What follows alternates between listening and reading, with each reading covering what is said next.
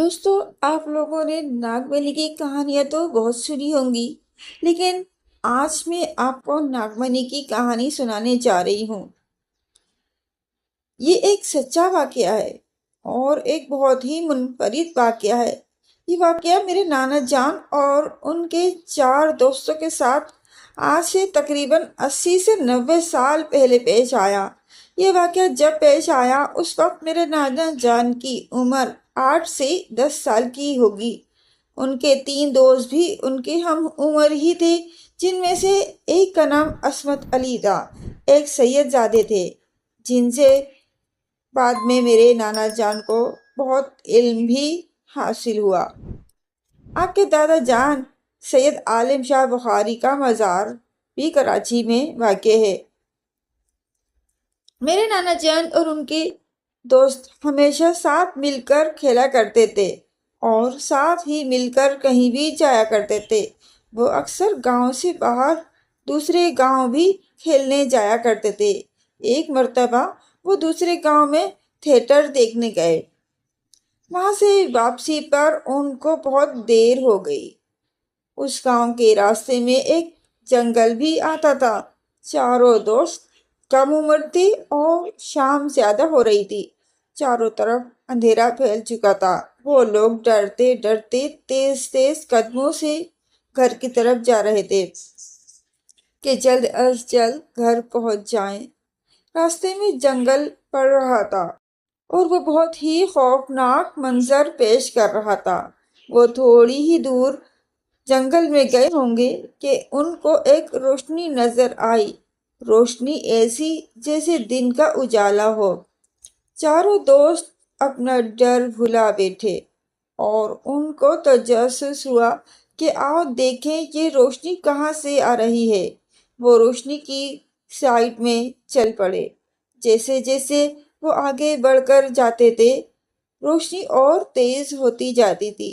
جیسے ہی وہ اس چیز کے قریب پہنچے جہاں سے روشنی کی کرنیں پھوٹ رہی تھی، وہ یہ دیکھ کر حیران رہ گئے کہ یہ ایک بہت ہی سفید رنگ کا چمکتا ہوا ہیرا ہے۔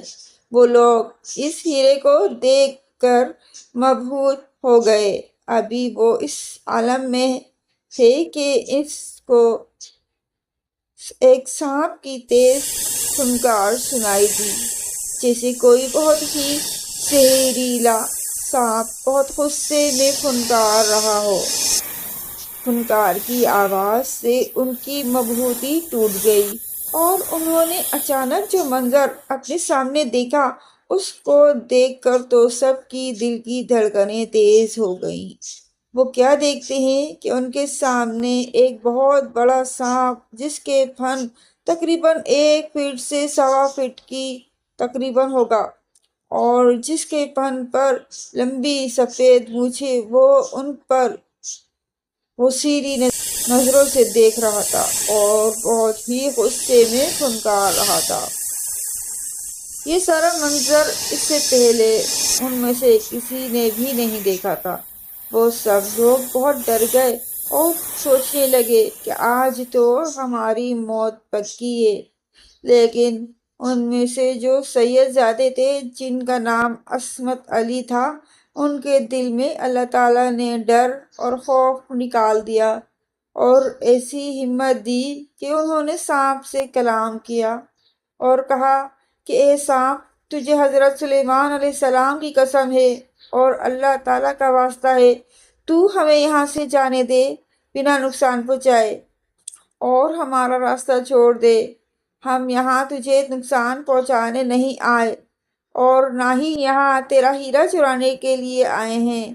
ہم تو مسافر ہیں اور راستہ بھٹک کر یہاں نکل آئے ہیں، لہٰذا تجھے اللہ کا واسطہ تو ہمیں یہاں سے جانے دے۔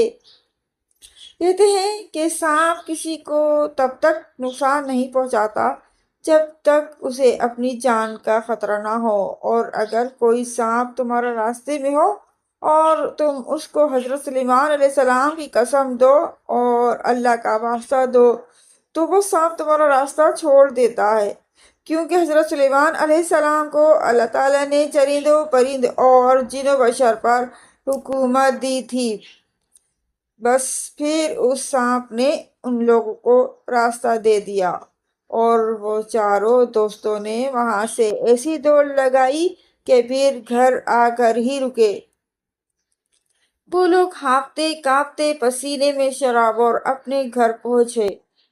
جب گھر والوں نے ان سے پوچھا کیا ہوا تو وہ لوگ کچھ بات کرنے کے قابل ہی نہ تھے اور وہ بے ہوشی کی حالت میں اپنے اپنے گھروں میں گر گئے۔